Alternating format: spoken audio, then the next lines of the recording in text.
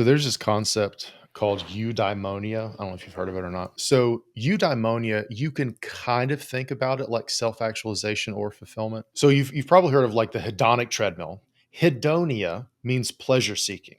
So like in the clinical psychology world, anhedonia, or if somebody is anhedonic, it's actually one of the symptoms of depression. It just means you don't enjoy things you used to enjoy, a lack of pleasure, anhedonia. Mm.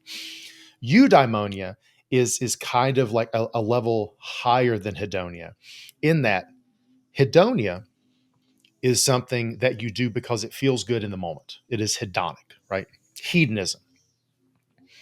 Eudaimonia is something that it doesn't necessarily always feel good in the moment, but you still believe it is worthwhile over the long term. So, an example I always gravitate toward is Justin Wren. He's a former MMA fighter, philanthropist, a bunch of other things. His nickname was the Big Pygmy. But he's very passionate about going to like the Congo and helping the pygmy population get access to like clean drinking water. And I guess there's some like modern day slavery practices he helps them like free themselves from, all that kind of shit. He's got a foundation, everything. The issue is apparently even though you get like the malaria vaccine, you can still get malaria. So yeah, so he's gotten malaria like over 3 times. Last time I checked, it was 3+ times. He even gave a TED talk at one point, like he had to like shorten the length because he actively was recovering from malaria during his fucking TED talk. But the whole thing was like, if you were to ask Justin on a day he has malaria, and like malaria is like super painful. If you say, "Hey Justin, do you feel good today? Are you happy?" He would be like, "No, I'm in tons of pain. I have fucking malaria." But if you said, "Hey Justin, is this worth it? Is going and helping these people, even though you feel like complete shit today, is this mission still worthwhile?" And he would say yes every day.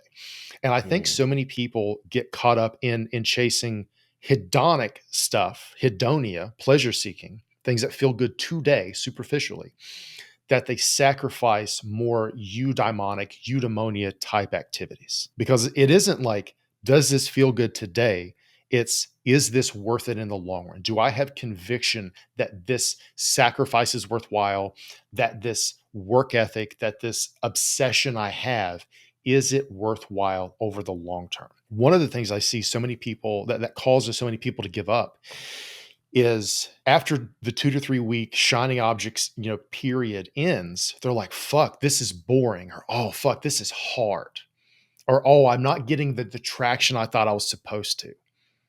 So that they're chasing that superficial aspect, that day-to-day pleasure, and they don't ever think about, one, what is actually worth doing long term, but then they never actually do work that is worth it long term. They never consider eudaimonia. What are your thoughts on Mm. that? Because like, dude, like you're at the age where like you are the outlier of outliers as far as like doing long-term shit and building, laying brick by brick of this empire you're building.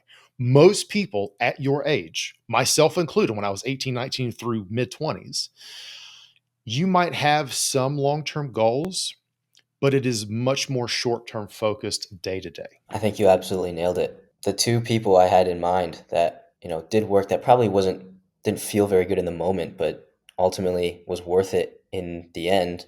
I talk about in the book Arnold Schwarzenegger. He did 2-a-days, 2 workouts every single day, one in the morning, one at night, every single day for over 2 decades.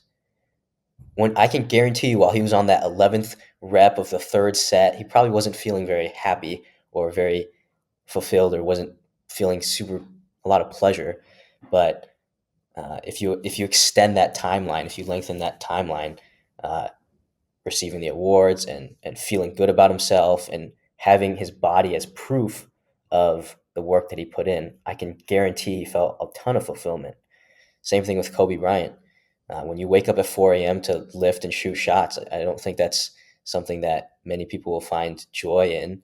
But when you hit the game-winning shot, when you win your fifth championship, when you're known as the greatest of all time, I think that gives you a lot of fulfillment. So it's the question you have to ask yourself is, would I rather embrace the suffering or the hard now for the results in the future, or would I rather embrace the short-term pleasures now and then have to deal with the consequences in the future. And so that's the question I always ask myself when I make decisions, is like, will this help me get me closer to my North Star or not?